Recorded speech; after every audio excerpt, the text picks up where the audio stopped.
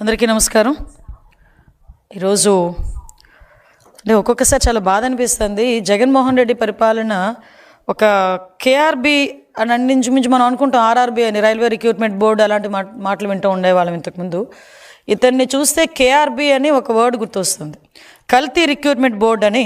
దాన్ని స్థాపించినోడే జగన్మోహన్ రెడ్డా, దానికి అధ్యక్షుడే జగన్మోహన్ రెడ్డా అన్నట్టుగా ఈరోజు కొన్ని వ్యవహారాలు అతగాడి హయాంలో జరిగిన సిచ్యువేషన్స్ చూస్తూ ఉంటే ఒక పక్క భయం అనిపిస్తుంది, ఒక పక్క బాధ అనిపిస్తుంది, ఒక పక్క సిగ్గు అనిపిస్తుంది. ఇలాంటి వాడిన 5 సంవత్సరాలు ఆంధ్రప్రదేశ్ రాష్ట్రం భరించింది అని మనం అబ్జర్వ్ చేసుకుంటే, కోవిడ్ లాంటి పరిస్థితుల్లో వెంటిలేటర్ల మీద జనాలు చచ్చిపోతూ ఉంటే ఆ రోజు కల్తీ మందులు సరఫరా చేసి కల్తీకి నాంది పలికాడు, కల్తీ లిక్కర్ చేసి కల్తీ లిక్కర్కి నాంది పలికాడు. అదేవిధంగా మనం చూసుకుంటే ఇసుకను కూడా కల్తీ చేసి, మామూలు ఇసుకలోని కూడా సముద్రపు ఇసుకని కలిపి ఇసుకను కూడా కల్తీ చేశాడు. ఆఖరికి విద్యా వ్యవస్థని కల్తీ చేసి పరీక్షల్లో కూడా కల్తీ చేసే పరిస్థితి కనిపిస్తూ ఉంది. ఇలా చూస్తే ఓవరాల్గా చూస్తే కల్తీ, ఒక పాలనే ఒక కల్తీ, ఆ మనిషే ఒక కల్తీ. ఇవన్నీ పక్కన పెడితే ఆఖరికి ప్రసాదాల తయారీలో ఉపయోగించే నెయ్యిని కూడా కల్తీ చేసి, అది నెయ్యి కాదు, రసాయనాలతో తయారు చేసిన ప్రసాదం, అలా తయారు చేసి దాన్ని కూడా మహాప్రసాదంలాగా ప్రజలందరూ ఆరోగ్యాలతోని సెంటిమెంట్తోని ఆడుకొని ఈరోజు తిరిగి కళ్ళబొల్లి మాటలు మాట్లాడుతూ ఆ జరిగిన మహాపాపాన్ని తిరిగి ఈరోజు ఎన్డీఏ కూటమి వాళ్ళైన గౌరవ ముఖ్యమంత్రి చంద్రబాబు నాయుడు గారి మీద, ఉప ముఖ్యమంత్రి పవన్ కళ్యాణ్ గారి మీద, అదేవిధంగా నారా లోకేష్ బాబు గారి మీద నెట్టడానికి వాళ్ళు చేస్తున్న ప్రయత్నం చూస్తూ ఉంటే వాళ్ళకి సిగ్గనిపించట్లేదేమో తెలియట్లేదు. కానీ అలాంటి వాళ్ళని 5 సంవత్సరాలు భరించినందుకు ఆంధ్రప్రదేశ్ రాష్ట్ర ప్రజలుగా మేమందరం కూడా సిగ్గుపడే పరిస్థితి కనిపిస్తూ ఉంది. నిజంగా నేను ఒకటే అడుగుతున్నానండి, నిన్న మొన్న కూడా చూశాను, ఎక్కడైనా వాళ్ళలో పశ్చాత్తాపం కనబడుతుందా? ఎవడైనా బయటకు వచ్చి అయ్యో తప్పైపోయిందని లెంపలేసుకుంటాడా? కనీసం బయటకు వచ్చి ప్రజల ముందుకైనా బయటకు వచ్చి అయ్యో తప్పైపోయిందని మాట్లాడతాడా అనుకుంటే, వాళ్ళ పరిస్థితులు చూస్తా అంటే కల్తీ ఎక్కడ జరిగింది అంటాడు ఒకడొచ్చి, కల్తీ జరగలేదని సిబిఐ రిపోర్ట్ ఇచ్చింది అంటాడు ఒకడు వచ్చి, బయటకు వచ్చి ఒకడు జంతు కొవ్వు కలవలేదు కదా అని అంటాడు ఒకడొచ్చి బయటికి. అంటే ఈ రకంగా తిరిగి అదే మసిపూసి మారేడికాయ చేసి ఆ నెపానంతటిని తీసుకొచ్చి చంద్రబాబు నాయుడు గారి మీద, లోకేష్ బాబు గారి మీద, పవన్ కళ్యాణ్ గారి మీద నెట్టేయడానికి ప్రయత్నిస్తున్నారే తప్పించి ఎక్కడ కూడా పశ్చాత్తాపం అన్నది కనిపించట్లే. నేను ఒకటే స్ట్రైట్ క్వశ్చన్ అడుగుతున్నా. ఈరోజు 1 కాదు 2 కాదు, మొత్తం 4 నివేదికలు ఈరోజు చాలా క్లియర్గా, అరే నాయనా నువ్వు చేసిన పరీక్షల్లో నెయ్యిలో కల్తీ జరిగింది, కొన్ని రిపోర్ట్స్ అయితే అది నెయ్యే కాదు రసాయనాల ముద్ద అని చాలా క్లియర్గా తేటతెల్లం చేసినాయి. ఈరోజు ఫర్ ఎగ్జాంపుల్ 2022లో వైసీపీ గవర్నమెంట్లోనే మీ చైర్మన్, మీ బాబాయ్ వైవి సుబ్బారెడ్డి ఉన్న టైంలోనే ఒక రిపోర్ట్ వచ్చింది, దానికి సంబంధించి పరీక్ష ఆధారంగా ల్యాబ్ రిపోర్ట్ వచ్చింది.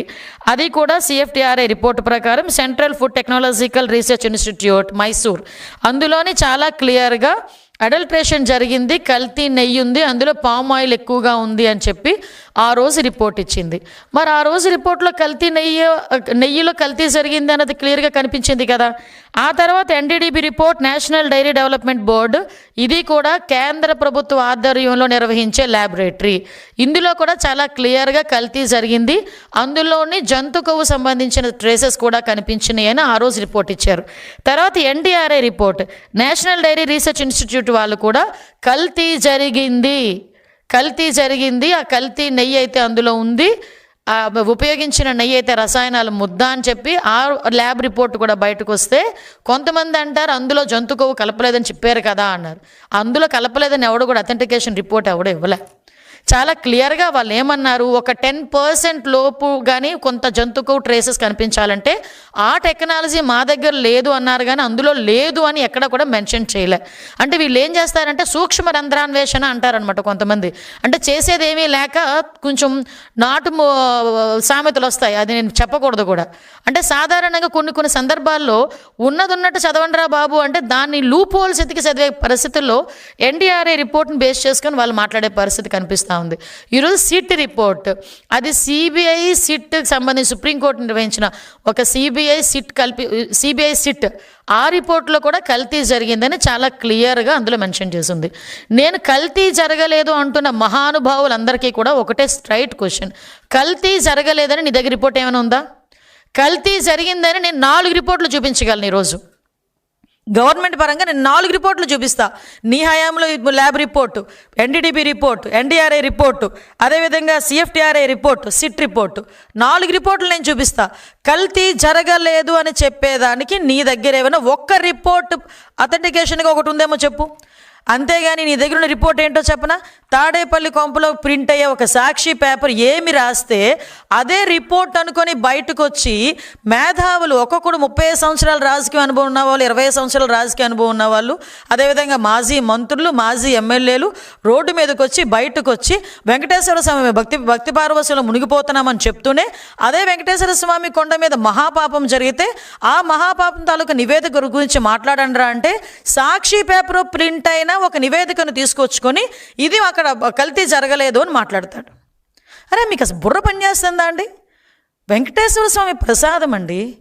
తిరుమల తిరుపతి దేవస్థానానికి ఎవరైనా యాత్రకి వెళ్ళారనుకోండి, ఆ యాత్ర ఎప్పుడు పూర్తవుతుందో తెలుసా జగన్మోహన్ రెడ్డి గారు? అఫ్కోర్స్ మీకు తెలీదు, మీకు హైందత్వం గురించి మీకు తెలీదు. కాబట్టి కొంతమంది మీ చుట్టుపక్కల ఉన్న వాళ్ళైనా కనుక్కోండి. చాలామంది అక్కడ మీ బాబాయ్ గారు వైవి సుబ్బారెడ్డి అక్కడ చైర్మన్ చేశారు. మీ పక్కనే ఉన్న భూమన్ కరుణాకర్ రెడ్డి, చెవిరెడ్డి భాస్కర్ రెడ్డి, ప్రతిసారి ఎంతో కొంతమందిని తీసుకెళ్లే మీ మహిళా మంత్రులు చాలామంది ఉన్నారు కదా, వాళ్ళందరినీ అడగండి యాత్ర ఎలా కంప్లీట్ అవుతుందంటే కొన్ని ఏరియాస్లో కానీ చాలా మట్టుకు తిరుమల తిరుపతి దేవస్థానంకి వెళ్ళి వెంకటేశ్వర స్వామిని, ఆ కలియుగ వెంకటేశ్వర స్వామిని మనస్ఫూర్తిగా దర్శించుకొని ప్రసాదాన్ని కాలికి తగలకుండా, కిందన కూడా పెట్టకుండా, చెప్పులతో కూడా చెప్పులు వేసుకొని కూడా ప్రసాదాన్ని చేతిలో పట్టుకోకుండా ప్రశాంతంగా ఇంటికి తీసుకొచ్చి పూజ గదిలో పెట్టి పూజ చేసి 10 మందికి చుట్టుపక్కల ఉన్న వాళ్ళకి ప్రసాదాన్ని పంచి అప్పుడు వాళ్ళ దీక్ష విరమణ చేస్తారు.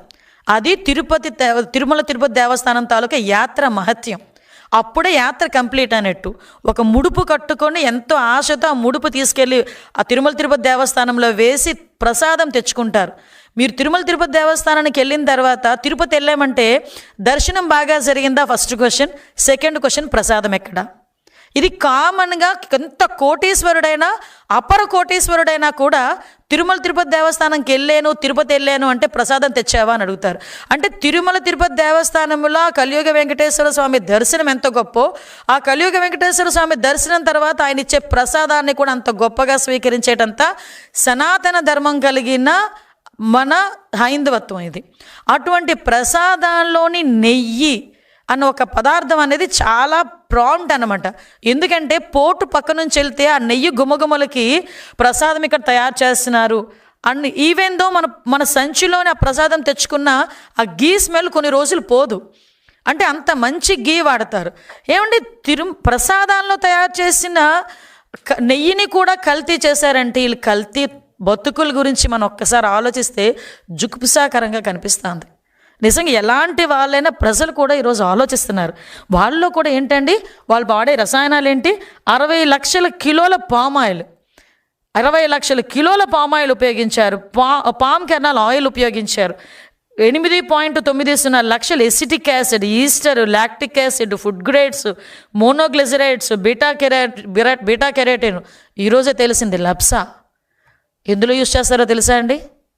బాత్రూమ్ క్లీనర్స్కి ఉపయోగించే ఒక కెమికల్ని దేవదేవుడికి పెట్టే ప్రసాదంలో కలిపి అలాంటి దాన్ని కూడా తీసుకొచ్చి ప్రజలకు అప్పచెప్పి వాళ్ళ మనోభావాలతోనే కాకుండా వాళ్ళ ఆరోగ్యాలతో కూడా ఆడుకున్నారంటే నిజంగా క్షమించాలా అని అడుగుతున్నాను. నేను ఈ క్వశ్చన్ క్షమించాలని అడుగుతున్న క్వశ్చన్ ప్రజలను అడుగుతున్నాను. ఇలాంటి వాళ్ళని క్షమించాలా? ఇంకా మన మధ్యలోని వీళ్ళు మనుషులుగా తిరిగే అర్హత ఉందా వీళ్ళకి? ఎంత మహాపాపానికి వడిగట్టారండి. ఇది మహాపాపం కాదా? అంటే ఇదంతా కూడా గీలా కనిపించడానికి, గీలా చిన్న స్మెల్ రావటానికి ఇన్ని కెమికల్స్ వాడారు. అంటే ఇక్కడ లప్సా గురించి మాట్లాడితే ఇందాక మనం చాలా మాధ్యమాల్లో కూడా చూసాం. అసలు ఆ లప్సా అనేది ఎందుకు కొనుగోలు చేశారు అంత క్వాంటిటీ ప్రకారం? చాలా వాటికి సమాధానం చెప్పాల్సి వస్తుంది. ఈరోజు కల్తీ జరగలేదన్న మహానుభావులందరూ కూడా ఈరోజు అదేవిధంగా ఒకసారి చూస్తే ఇక్కడ అసలు నాకు ఇప్పటికీ కూడా అర్థం కాని ఒక లాజిక్ అనమాట. అంటే నేను సిట్ రిపోర్ట్ చూశాను, నెక్స్ట్ ఇంకొక విషయం చెప్పాలండి, దాని తర్వాత దీని దగ్గరికి వస్తా.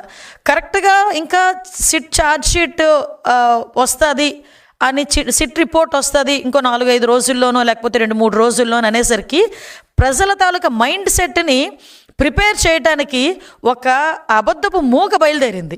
నేను ఆ రోజే అనుకున్న, గ్యారంటీగా అందులో ఏదో ఉంది, అందుకే వీళ్ళు మొదలుపెట్టారు అని. 3 రోజుల ముందు నుంచి ఇంకా ప్రజలకు అథెంటికేషన్గా ఒక పేపర్ రాలే, ఏది రిపోర్ట్ రాలే. కానీ 3 రోజుల ముందు నుంచి ఇందులో జంతుకోలేదని సిబిఐ చెప్పింది, జంతుకోలేదని సిబిఐ చెప్పింది, జంతుకోలేదని సిబిఐ చెప్పింది. అంటే ప్రతి ఒక్కరు ఎలా ఆలోచించారంటే జంతుకోలేదా అంటే కల్తీ జరగలేదా? అది కాదు కదా, రిపోర్ట్ వచ్చిన తర్వాత చూసాం అందులో అడల్ట్రేషన్ జరిగింది, జంతు కొవ్వు ఉంది, 254 కోట్లు ఎవరి జేబులోకి వెళ్ళినాయి, ఇంత స్కామ్ జరిగింది. వైవి సుబ్బారెడ్డి తాలూకా పిఏనే ఇంచుమించుకు 4,50,00,000 రూపాయలు ట్రాన్సాక్షన్స్ అందులో కనిపించినాయి. ఇవన్నిటిని ఏమార్చడానికి ఒక రాక్షస మూకలాగా బయటకు వచ్చి ఒక జనాల్ని తప్పుడుదో పట్టించే విధంగా ఎగ్జాక్ట్లీ వాళ్ళ బాబాయ్ హత్య చేసినప్పుడు ఏ రకంగా మైండ్ గేమ్ ఆడాడో అదే సేమ్ మైండ్ గేమ్ 3 రోజుల ముందు నుంచి, అంటే ప్రభుత్వానికి సిట్ రిపోర్ట్ పంపిస్తారన్న 3 రోజుల ముందు నుంచి యాస్టీస్ పాట పాడడం మొదలుపెట్టారు. అంటే ప్రజల్ని ట్యూన్ చేయడం మొదలుపెట్టారు. ప్రజలేమి ఎర్రివాళ్ళు కాదబ్బా, ప్రజలు చదువుకున్నారు. వాళ్ళకి దేవదేవుడు కలియుగ వెంకటేశ్వర స్వామి మీద ఒక భక్తిభావం ఉంది. నేను నిజంగా ఒక మాట చెప్పాలబ్బా, ఎందుకంటే ఇన్ని రోజులు కల్తీ జరిగిన తర్వాత ఇన్ని రోజులకి బయటకు వచ్చిందంటే అది నిజంగా నాకు తెలిసి వెంకటేశ్వర స్వామి బయటకు చెప్పించారేమో. నిజంగా వెంకటేశ్వర స్వామిని నమ్మిన వ్యక్తిగా నేను మాట చెప్పాలి. ఎందుకంటే వెంకటేశ్వర స్వామి బతికించిన జీవితాన్ని ఇచ్చిన చంద్రబాబు నాయుడు గారు ఒకనొక టైంలో ఆయన అన్ని ల్యాండ్ లైన్స్ పేలినా కూడా బయటకు వచ్చి ఆయన బతికి బయటకు వచ్చి ఈరోజు అతని సేవ చేసుకుంటా ఉంటే, ఆ దేవదేవుడు సేవ చేసుకుంటున్నారు ఆయన, అటువంటి ఆ వ్యక్తి నోట్లోంచే బయటకు వచ్చింది. అతని ద్వారానే ఈ కల్తీ వ్యవహారం అన్నది కూడా బయట పెట్టాలని ఆ దేవదేవుడు అనుకున్నాడేమో, కలియుగ వెంకటేశ్వర స్వామి అనుకున్నారేమో, అందుకే ఇలా వచ్చిందేమో. ఆఖరికి ఎన్ని అవమానాలు పడ్డారండి. బయటకు వచ్చి చంద్రబాబు నాయుడు గారు క్షమాపణ చెప్పాలి, లోకేష్ బాబు గారు క్షమాపణ చెప్పాలి, పవన్ కళ్యాణ్ గారు క్షమాపణ చెప్పాలి. అసలు క్షమాపణ కాదు, క్షమాపణే లేని పనిష్మెంట్ ఏదైనా ఉంది అనుకుంటే మీకు ఇవ్వాలి ఇప్పుడు. అలాంటిదండి ఈరోజు మళ్ళీ చూస్తే అందులోని మళ్ళీ వీళ్ళు మాట్లాడతారు టెండర్ ఫైల్ కనుక. మనం చాలామంది అందరికీ తెలుసు టెండర్ ఫైల్లో నెయ్యి ఎలా వస్తుందండి, పాలుంటే నెయ్యి వస్తుంది, అంతే కదా. పాలే అవసరం లేదంట, రోజుకి 4 లక్షల లీటర్లు పాలు కెపాసిటీ ఉండాలి ఆ కంపెనీకి అన్న నిబంధన ఎత్తిపడేసి అందులోని కూడా రోజుకి 4 లక్షల లీటర్లు ఉండాలన్న పరిస్థితి లేదు. వాటితో పాటు కండిషన్ 19 అది కండిషన్ 18లో కూడా 3 సంవత్సరాల అనుభవాన్ని 1 సంవత్సరానికే తగ్గించారు. టర్న్ ఓవర్ని కూడా 250 కోట్ల నుంచి 150 కోట్లకు పడిపోయింది. ఆఖరికి FSSAI రిపోర్ట్ ఉండాలి, దాని సర్టిఫికేషన్ ఉండాలి అన్న నిబంధనను కూడా పక్కన పడేశారు. ఎవరి గురించి, ఎందు గురించి, ఎవరి జేబులు నింపడం గురించి, ఎవరి కళ్ళల్లో ఆనందం చూడడం గురించి, ఎవరిని మోసం చేయడం గురించి.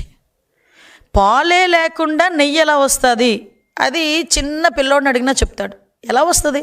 నాకు తెలిసి ప్రపంచంలోని ఏ టెక్నాలజీ కూడా పాలు లేకుండా నెయ్యిని తీసుకొచ్చిన టెక్నాలజీ, ఎంత టెక్నాలజీ పెరిగినా ఆ టెక్నాలజీ అయితే రాదు, రాబోదు, రాలేదు.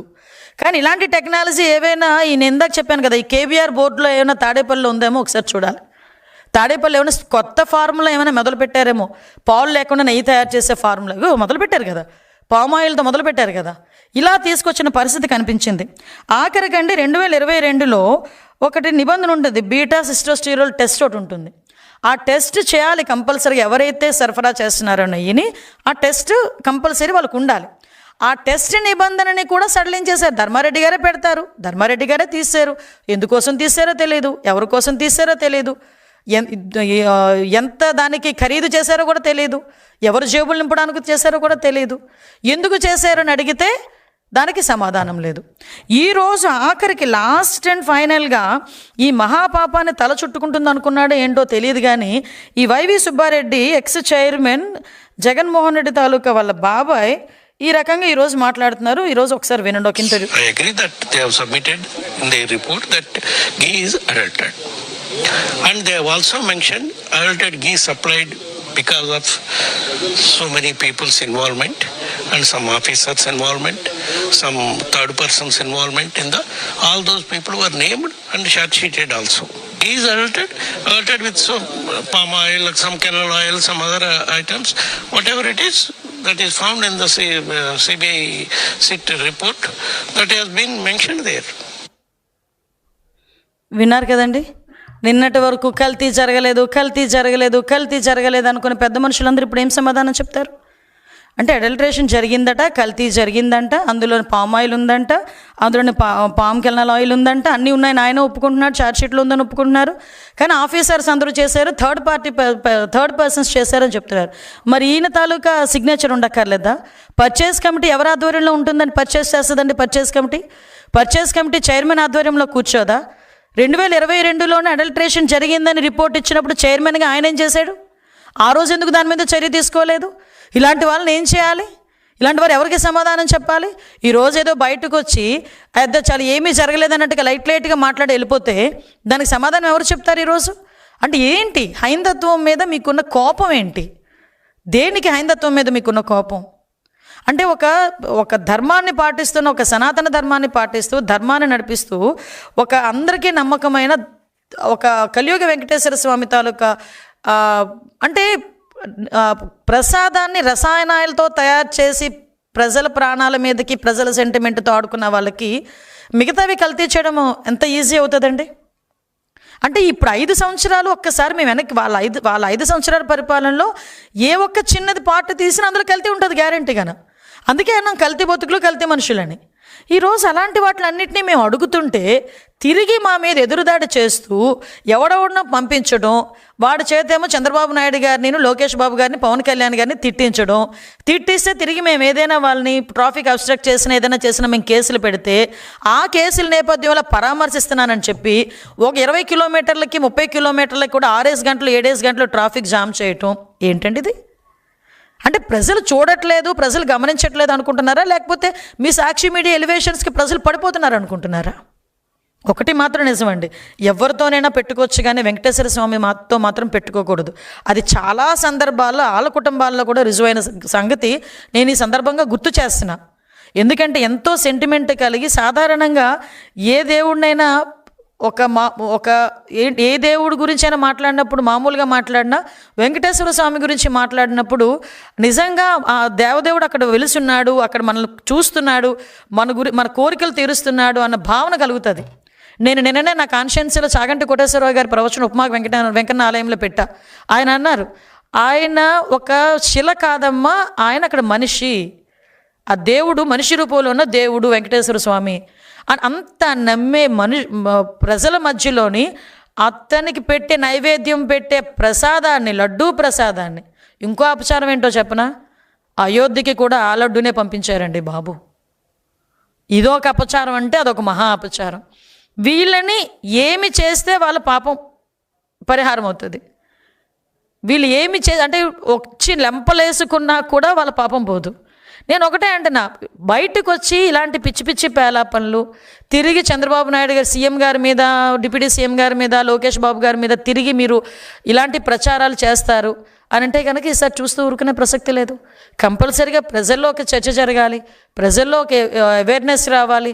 ఇలాంటి మనుషులన మనం ఈరోజు లాస్ట్ 5 సంవత్సరాలు భరించాము అన్న దృక్పథం కూడా ప్రజల్లోకి రావాలి. ఇలాంటి వాళ్ళని ఎట్టి పరిస్థితుల్లోని తిరిగి కనీసం రాజకీయాల వైపు చూడకుండా చేసే బాధ్యత కూడా ప్రజలు తీసుకోవాలి. నేను ప్రజలను అప్పీల్ చేస్తున్నా, రాజకీయాలు ఉంటాయి పోతాయి, ఇవన్నీ పక్కన పెడితే ఈరోజు మన మనోభావాలు, ప్రజల మనోభావాలు, హైందవ మనోభావాలు, అన్ని కులాలకు సంబంధించిన మనోభావాలు నిలబెట్టుకోవాల్సిన అవసరం ప్రజలకు మన మీదే ఉంది, మన మీదే ఆ బాధ్యత ఉంది. దాన్ని ప్రజలందరూ కూడా గమనించాల్సిందిగా కోరుకుంటూ సెలవు తీసుకుంటున్నాను.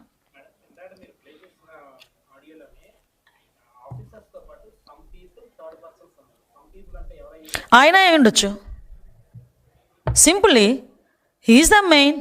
పరిస్థితి ఎలా అయిపోయిందంటే కల్తీనయ్యి అందులో జంతుకోవలేదు, కల్తీనయ్యి ఇలా మాట్లాడుతున్నారు కదా వీళ్ళు. ఇంతవరకు ఈయన మాట్లాడిన తర్వాత ఎవరు చేస్తారండి?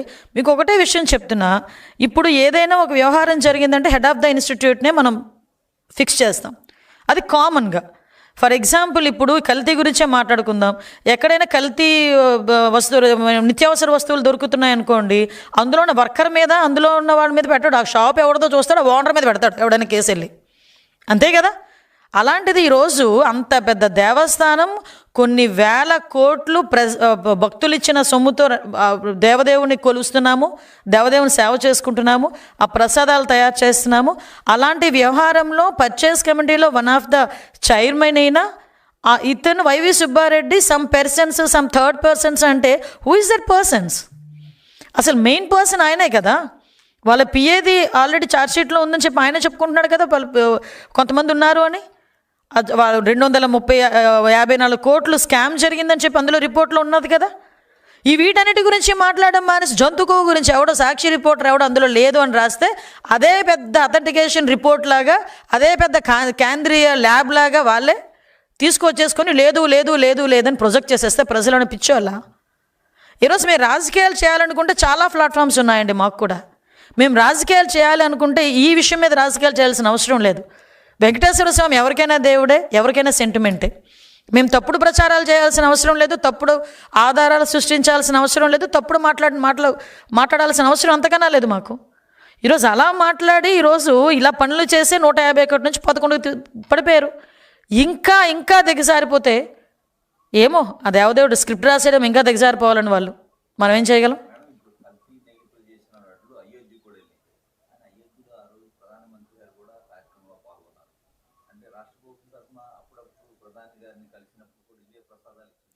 అంతే కదండి. వెంకటేశ్వర స్వామి బొమ్మ తీసుకెళ్ళేవారు, మీకు గుర్తుందా? ప్రతిసారి ఒక షాలు వెంకటేశ్వర స్వామి బొమ్మ, దాంతోపాటు ప్రసాదము, ఇదే ప్రసాదం తీసుకెళ్లారు. ఆ రోజు 5 సంవత్సరాలు మీరు తిన్న ప్రసాదం, నేను తిన్న ప్రసాదం, ఆఖరికి ఎంత పెద్ద నాయకుడు, పెద్ద పెద్ద వ్యాపారవేత్తలు ఎవరైనా తిన్న ప్రసాదం కూడా కల్తీ నెయ్యి ప్రసాదం కాదు, రసాయనాల ముద్ద ప్రసాదం తిన్నది. రసాయనాల ముద్దతో తయారు చేసిన ప్రసాదం తిన్నాం మనందరూ 5 సంవత్సరాలు అదే తిన్నాం.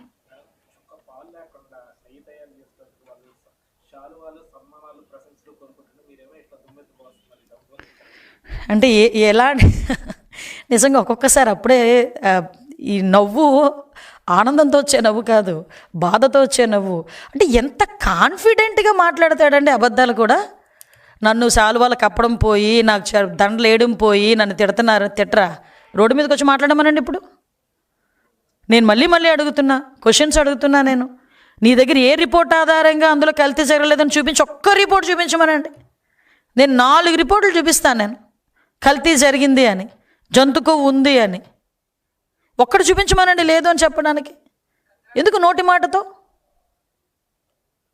మళ్ళా తిరిగి దీన్ని డైవర్ట్ చేయటానికి వీళ్ళేమో పరామర్శలు అని చెప్పి ప్రదర్శనలు చేస్తున్నారు. దానికి కూడా ఒక అప్పీల్ చేయాలండి మీ అందరికీ కూడా, ప్రజలకి అందరికీ కూడా. ఇప్పుడు ఏంటంటే, ఇప్పుడు నేను నిన్న కూడా మాట్లాడాను, ప్రజలు రాజకీయాలు ఉంటాయి, రాజకీయాలు అన్నీ అందరూ చేస్తుంటారు. కానీ ఎవరు రాజకీయం చేసినా, ఎవడు రాజకీయంలోని అధికారంలోకి రావాలనుకున్నా ప్రజా సంక్షేమం గురించి, ప్రజల అభివృద్ధి గురించి, ప్రజల తాలూకా భద్రత గురించి, ప్రజాక్షేమం గురించి, ఇదైతే అల్టిమేట్, అంతే కదా. కానీ ఈరోజు అదే ప్రజల్ని ఇబ్బంది పెడుతూ 20 కిలోమీటర్ల ప్రయాణానికి 7 గంటలు 8 గంటలు తీసుకుంటూ ట్రాఫిక్ అబ్స్ట్రక్ట్ చేస్తూ ప్రజల్ని ఇబ్బందులు పెడుతూ క్లియర్గా ఉన్నా కూడా కావాలని నెమ్మదిగా వెళ్తూ 2 కిలోమీటర్లు 3 కిలోమీటర్లు కూడా 2 గంటలు 3 గంటలు చేస్తూ ఏమి సాధిద్దామని, అంటే ఇలాంటి తప్పులన్నీ చేసేయటం, ప్రజల మధ్యలోకి వెళ్తే మాకు ఇంత ప్రజా ఆదరణ ఉందని వాళ్ళ తాలూకా జనాలందరినీ చూపించుకోవటం చేసే ప్రయత్నం, అది కూడా అఫ్కోర్స్ బెడిసి కొడుతుంది అనుకున్న తర్వాత విషయం. దీని మీద కూడా ఏం చేయాలని ఒక చర్చ అయితే సాగుతుంది.